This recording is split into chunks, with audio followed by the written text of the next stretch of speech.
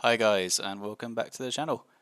Thank you very much for tuning in today. If you've been watching the rest of the series on the CRJ tutorials, thank you as always for giving them a watch, and I hope you enjoy this next video. If you're wondering, this isn't our flight into Washington today. We're in fact taking a new flight.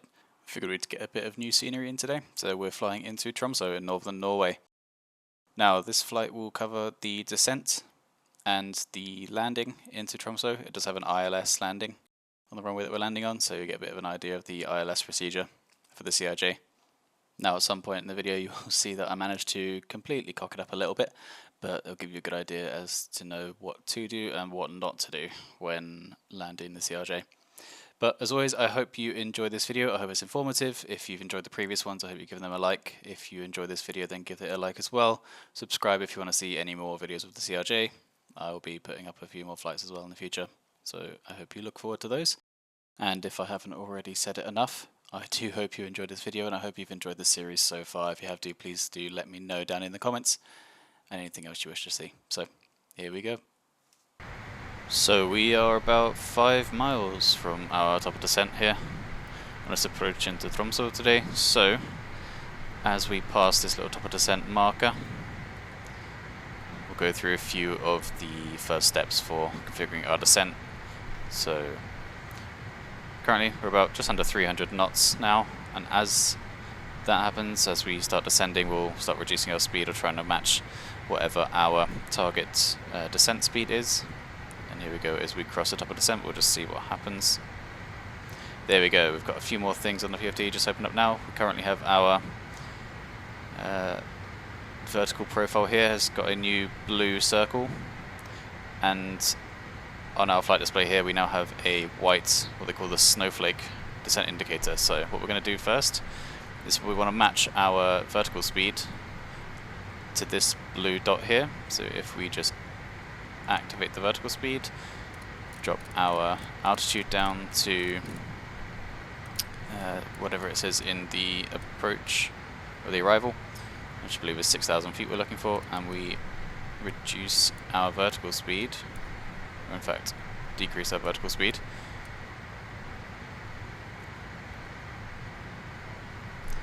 There we go. Put it down to 1.3 and we're sitting roughly within that blue circle.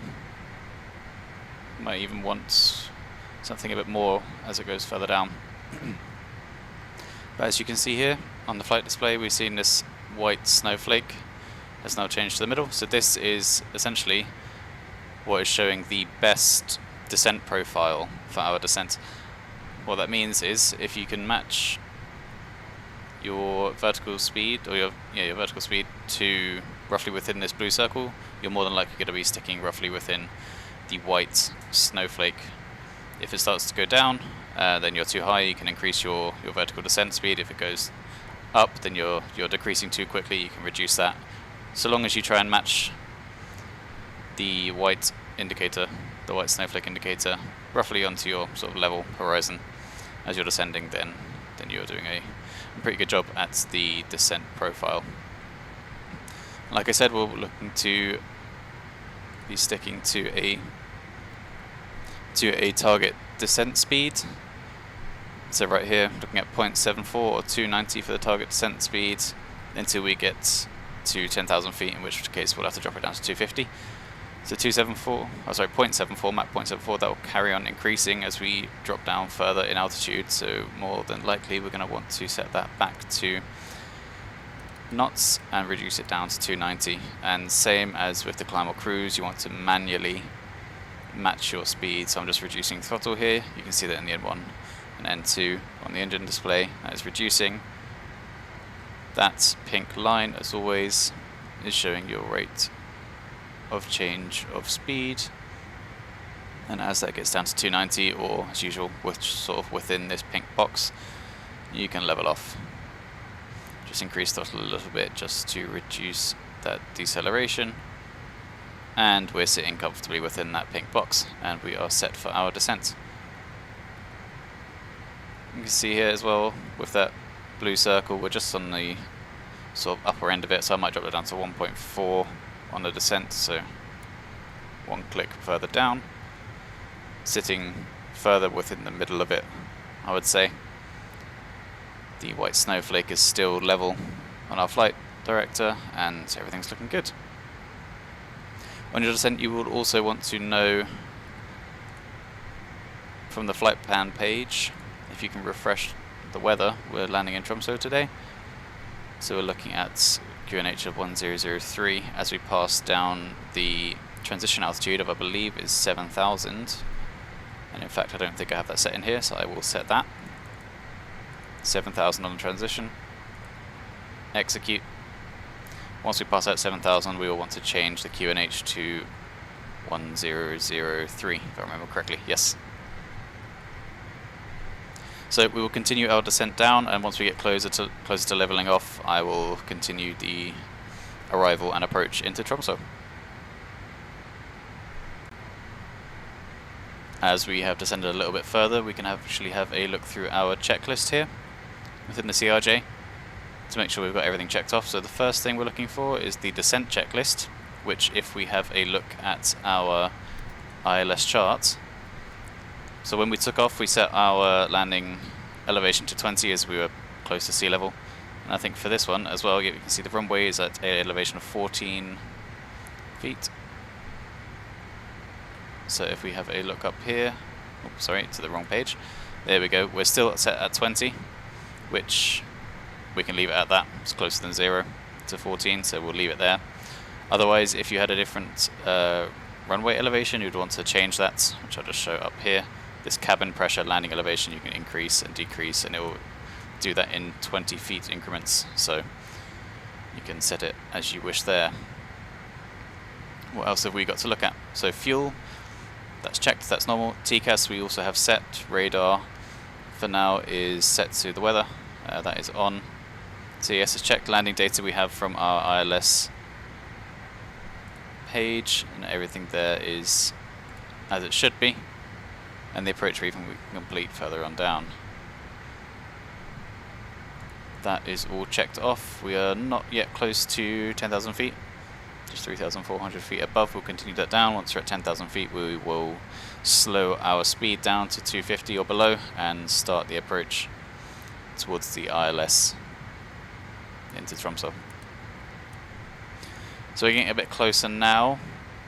There's one more thing that we can do before we get a bit closer, is to check the radio and see whether or not our ILS is already plugged in. So from what you can see here, it's already set to auto, not for nav 1 and 2, and it's set to a 114.2 on the nav. If we then check once again on our ILS chart, we're actually looking for an ILS of 109.9 for Tromsø. So what you can do here is just simply type that in, paste it into the nav1, that will automatically change from auto to manual.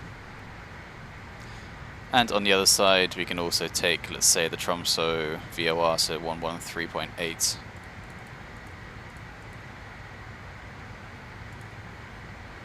There we go. Localize will be tuned, yep, that's perfectly fine. And now they're both on manual, and they're both to the navigation or nav aids that we want to be using. So we've got the ILS on nav 1 and the Tromsø VOR on nav 2. Great, that's all set. Stick ourselves back in perf, so we are sticking with the speed. And once we get a bit closer, passing down through 11,000, dropping down to 10,000. Once we're at 10,000, I'll jump back in, slow the aircraft down, turn some landing lights on, and start our approach essentially into Tromsø.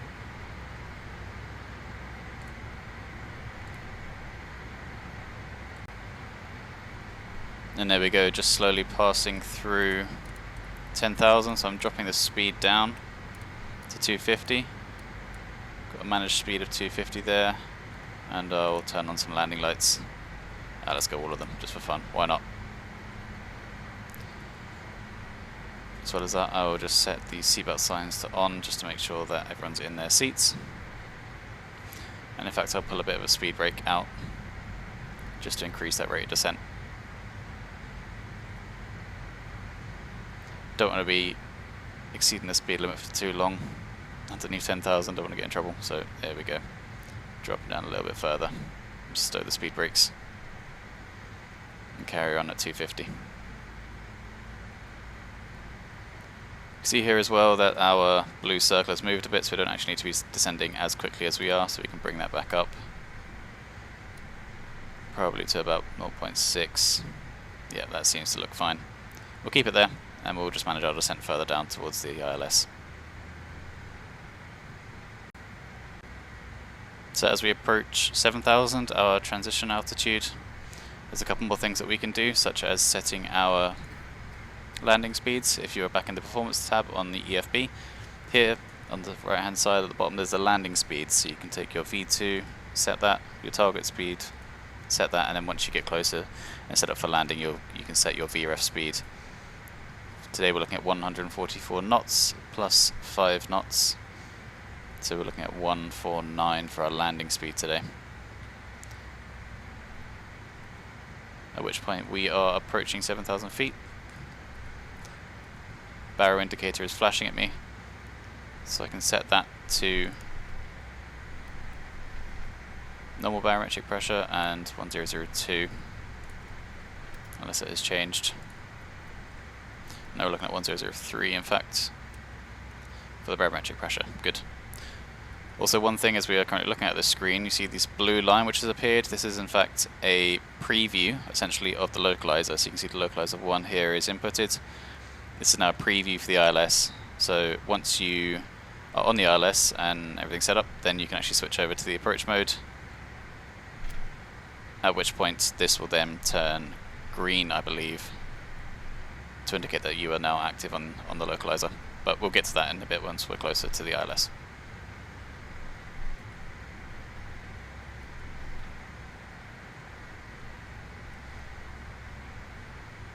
And as we continue down, there's another thing that we can do is just have a look at the landing checklist, or the before landing checklist in fact, just to make sure that we're getting a bit closer there, everything's set up. Flight attendants, we can advise them. If down here, we can just do a chime or call. There you go, they are nice and advised now. Passenger signs are on, thrust reversers. Time to arm them. Left and right can be armed. Landing gear down and slats and flaps set to our landing configuration. We'll get down to that as we get closer. Right, so we are approaching 5,000 feet, which we need to be at for the end of our start arrival into Tromsø. If I flash that up really quick on Navigraph, we can see what we've been doing so far. So Atweg, we wanted to be at or above 6,000, we passed that a while ago through Olnik, and now we are approaching Nonru, which we want to be at or above 5,000, therefore we are set to 5,000 feet on our altitude. Once we pass that, we'll turn right and join the ILS here from Nonru, 5,000 feet, and I believe at Baxas or Bahas we want to be at 4,500, so we'll drop down from 5,000 up to 4,500 and then capture the glide slope down for our ILS landing.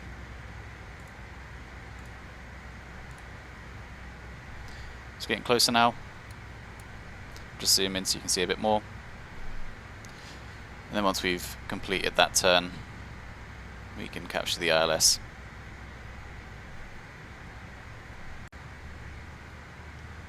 And we have our flashing ALTS cap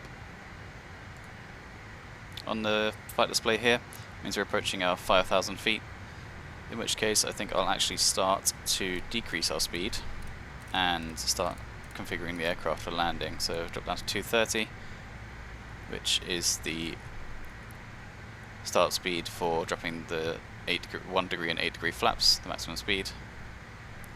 So drop down to there and slowly continue as we make our right hand turn.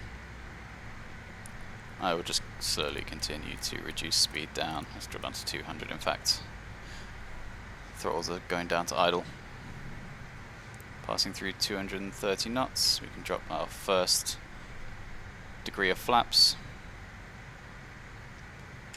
And we'll go down to 8 degrees as well, just to continue slowing down.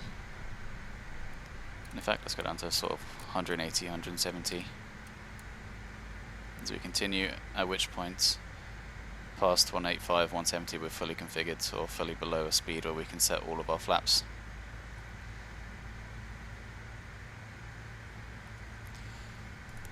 Just reset the heading.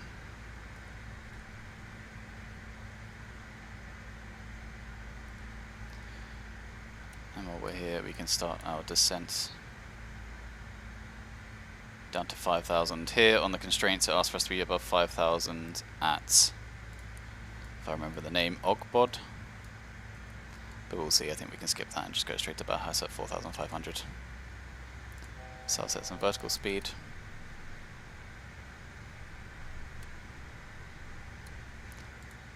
Just 500 feet.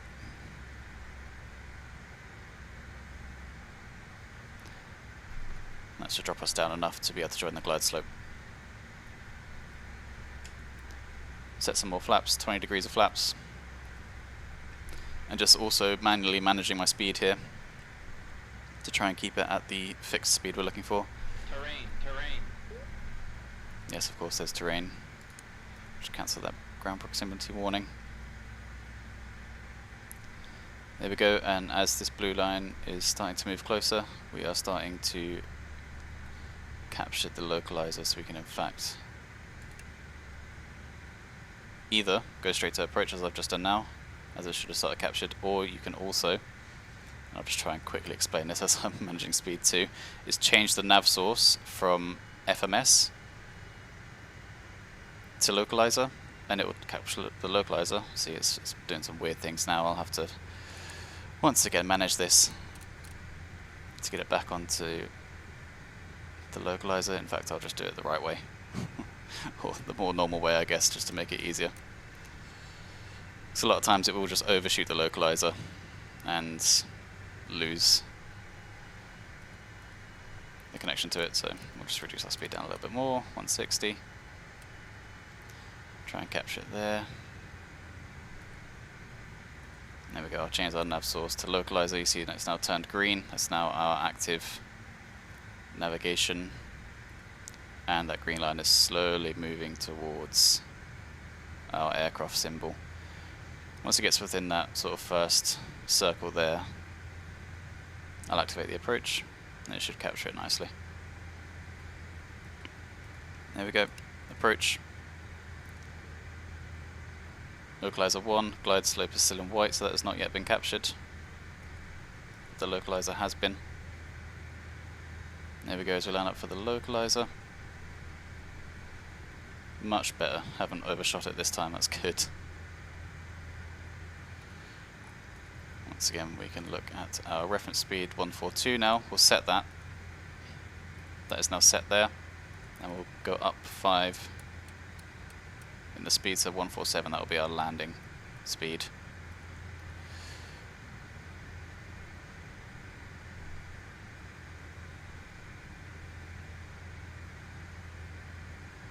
Continuing now, there you see glide slope has now been captured, it's now green, and we can reduce our speed, drop the last flaps, gear is coming down. So we're at 30 degrees of flaps.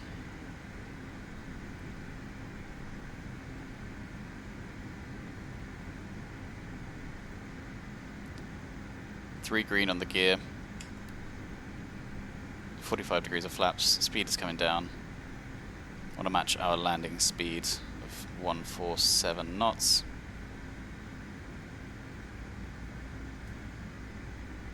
There we go, it's looking good. We'll just have one quick look over the checklist just to make sure. Flight attendants advised, passenger signs are on, thrust reversers are armed, landing gear down, and flaps. That's all looking good.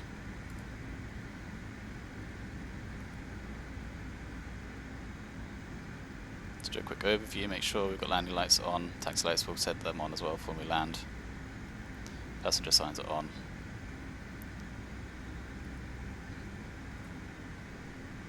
So far so good. I'm so far happy with this landing. I've had some bad ones in the past. Overshooting the localizer, from what I can tell, is fairly normal. You have to be very careful with that to make sure that you've captured the localizer correctly and are on a good heading with it, for it to then capture the glide slope. So we'll continue down. reset the landing view. And a nice, lovely arrival and approach into Tromsø. Speed is dropping way down, so again, have to manage that, come back up. And when I disconnect from the autopilot, I will simply just want to trim the aircraft. It should be stable enough horizontally that you won't need to put in too many inputs, but vertically you'll want to trim the aircraft rather than just pitching up and down with a joystick or with a controller. Trying to keep it just in trim is a lot more effective than the pitch. 1,000 feet, so at this point I think I'll take over. Like I said, I'm simply just going to trim the aircraft. So I hope it's clear enough, but on the right hand side you can see the trim there, and you'll see that change as I simply just trim the aircraft to keep it in a nice vertical state. I'm following the glide slope, the little green dot here, vertically to try and keep it in line, so we're going a bit too far down. So I'll pitch back up, put a bit of rudder in just to keep us on line with the runway. Pitching up a little bit again.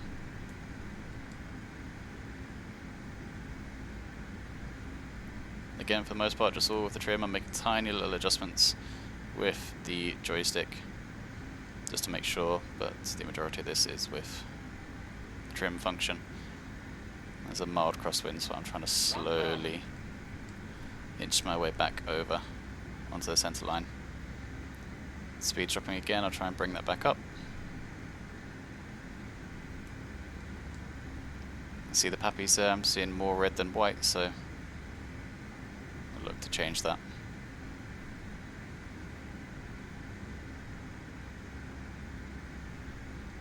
There we go, slowly joining back onto the glide slope.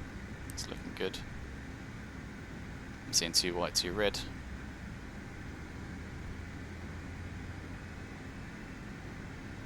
Speed's not ideal, so just trying to adjust that. And there we go. Above the glide slope now, so just trying to drop back down. 500.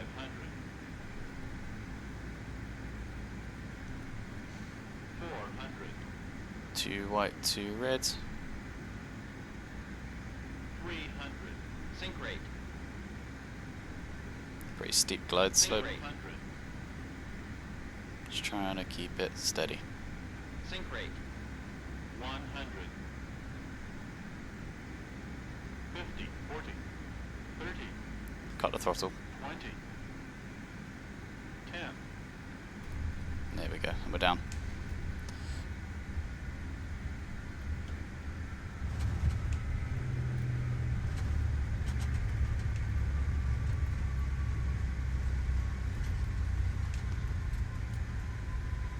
I haven't got the reverses out, don't think it's necessarily needed for this landing.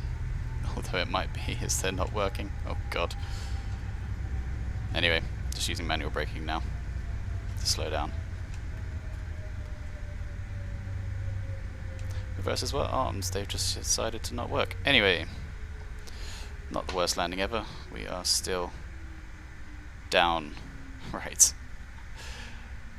There we go, it's landed. Anyway, we'll taxi ourselves back in to the terminal and get ourselves parked up.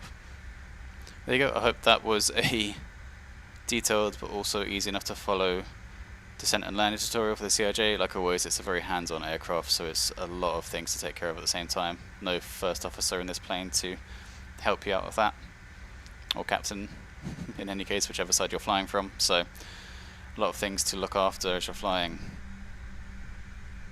Thank you all for watching as I taxi back in. I hope you enjoyed this video, do like it. If you did, subscribe if you want to catch any more other videos from this channel. We're looking forward to posting a lot more in the future, got a few more ideas. This is actually a payware scenery at Tromsø, so I will hope to be flying into it a lot more in the future. So if you want to see that, do keep on board with the channel and keep up to date with the uploads. As always, thank you very much for watching. I hope you enjoyed the video, and I will see you in the next one.